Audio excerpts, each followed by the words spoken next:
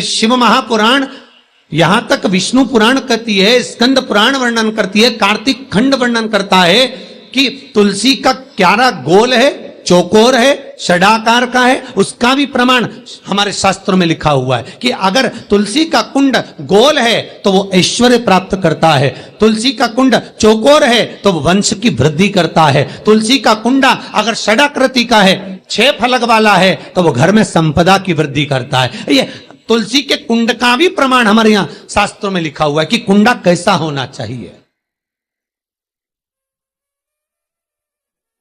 तुलसी के कुंड की आकृति कैसी होना चाहिए, तुलसी का कुंड होना कैसा चाहिए, उसका भी प्रमाण हमारे यहां स्कंद पुराण में लिखा हुआ है, विष्णु पुराण में लिखा हुआ है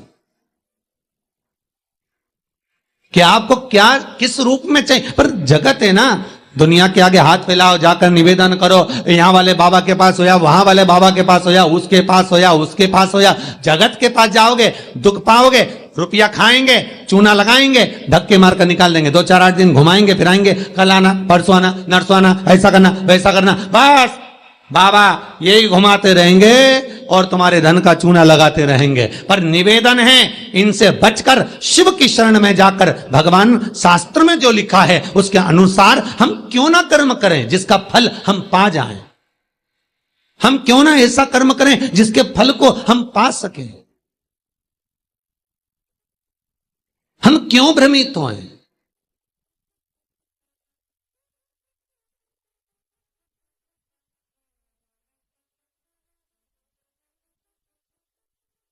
हमारे यहां तुलसी के कुंड का भी विधान है। गोल कुंडा है ऐश्वर्य देगा, चौकोर कुंडा है, आप लोग कई बार देखे होंगे किसी किसी के यहां चौकोर तुलसी का क्यारा होता है, कुंडा होता है, वो वंश बढ़ाता है। षडाकृति का है वो धन देता है, संपदा देता है।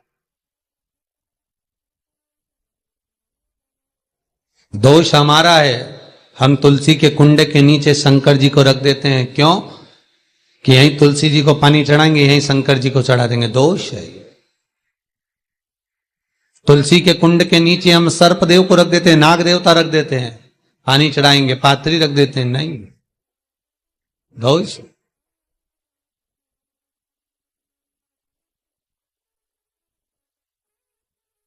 इसका दोष हम सबको, स्वयं अगर गलती करते हैं तो स्वयं को बोल। कैसा कुंड हो, 7 तरह के कुंडों का व्याख्यान तुलसी के रूप में कहा गया है महाराज। पहला गोल, दूसरा चौकोर, तीसरा षडाकृति, चौथा त्रिवेणी, 3 कोने वाला कुंडा। शास्त्र कहता है जिसके मार्ग घर में टुकड़े हो रहे हो, घर विभाजन की ओर हो रहा हो, तो 3 कोण का कुंडा घर में रखकर पूजा करने पर परिवार एक हो जाता है। 5वां, गार्डन में बिना कुंडे का, बिना कुंड का जो तुलसी का पौधा रोपित होता है, बिना कुंड के एक बगीचा जैसा बो दिया जाता है, तुलसी तुलसी उत्पन्न हो जाती है। महाराज वहां पर संपदा तो रहती है पर चिंता बहुत रहती है, टेंशन बहुत रहती। क्यों? घर के दरवाजे के बाहर इतनी सारी बगीचे में तुलसा कर दी। कोई निकल कर जा रहा था उसने थूक दिया, कोई निकल कर जा रहा था उसने पानी डाल दिया, कोई श्वान ने, कुत्ते ने, किसी ने, बिल्ली ने गंदगी कर दी, उसका दोष आपको लगेगा। इसलिए कुंड के अंदर तुलसा का, तो वो धन तो देगा, जो तुमने बगीचे में तुलसा लगाई है, गार्डन तुलसा का करा, वो धन तो देगा, संपदा भी देगा, पर चिंता को बढ़ा देगा। 5,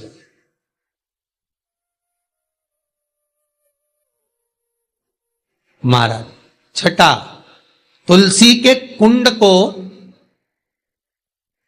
3 धार पर लटका कर रखना। कई जगह पर आपने देखा होगा तुलसी का जो कुंडा होता है उसको 3 जो तार होते हैं, 3 जो चेन होती है, उस पे लटकाया जाता है। महाराज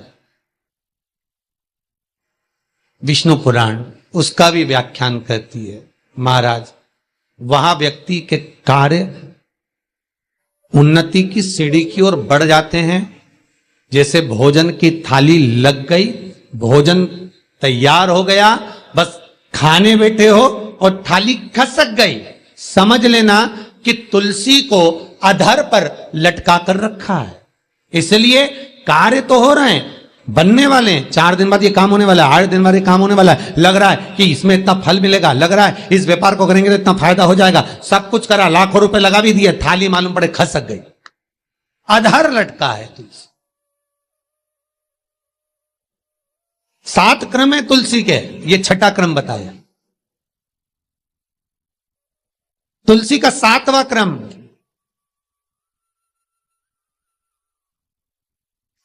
तुलसी का 7वां क्रम है महाराज,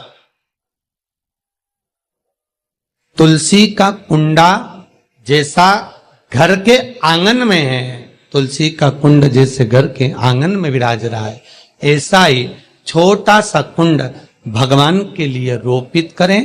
प्रतिदिन भगवान की सेवा करते समय तुलसी का कुंड सम्मुख रखकर उसकी आराधना करना, फिर उस कुंड को वापिस बाहर ले जाकर रखना, फिर दूसरे दिन पूजन के समय पर कुंड को लाकर रखना। हम तो यहां तक कहते हैं विष्णु पुराण गर्ग संहिता कल्याण का तुलसी अंग यहां तक वर्णन करता है कि आप पूरे साल ये नहीं कर सकते तो कम से कम कार्तिक के महीने में भगवान के सामने तुलसी का छोटा कुंड, चौकोर वाला, गोल नहीं, चौकोर कुंड लाकर भगवान के सामने रखकर छोटा सा कुंड का पूजन कर कर भगवान के साथ उस कुंड को वापस बाहर विराजमान करें, फिर कल लेकर आए, फिर विराजमान करें। आप पूरे साल नहीं कर सकते तो 1 महीना।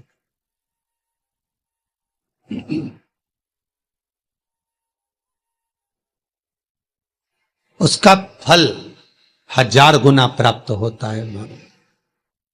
तो किस चीज के लिए कहा गया कि तुलसी का कुंडा एक बाहर हो, एक घर के अंदर मंदिर के सामने पूजन के लिए रखा जाए? तो कहते हैं उस घर में वैभव, सत्ता, संपदा, लक्ष्मी, समृद्धि, शांति की कभी कमी नहीं, कभी कमी।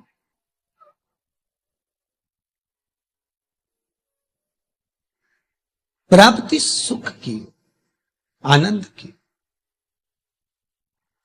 7 तरह के कुंड, 7 तरह के तुलसी के रोप का वर्णन हमारे यहां विष्णु पुराण में किया गया। 7। आप किस भाव से कर रहे हैं ये आपके ऊपर।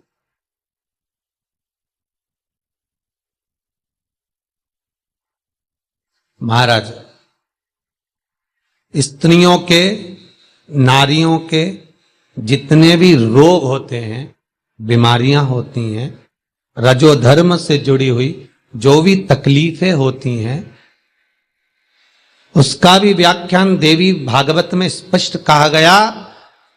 गूलर का फूल, अर्थात जो देवी जी को, माता जी को जो घंटी वाला फूल चढ़ता है लाल कलर का, गूलर का फूल, माता के चरणों को छुआकर, तुलसी के पौधे का स्पर्श कराकर, जो नारी को रजोधर्म से जुड़ी हुई परेशानियां होती हैं, उसके अंतर्गत वो फूल तुलसी का पौधा दिखाते हुए खिला दिया जाता है, तो 3 दिन में उसको 2 दिन में आराम लग जाता है। 2 या 3 दिन आराम।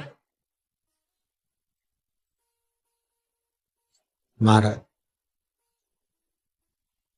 तो शास्त्र कह रहा है आराधना में आप हाथ की माला, कर की माला ना भी रखें तो घट की माला, तुलसी की माला, रुद्राक्ष की माला आपके कंठ में होगी। तो 21,600 श्वास जो मनुष्य के शरीर से प्रतिदिन निकल रही है, 21,600 श्वास जो मानव के शरीर से प्रतिदिन निकल रही है, उस श्वास के बल पर आपकी घट की जिह्वा से वो मंत्र जाप हो जाएगा, उसका पुण्य आपके खाते में।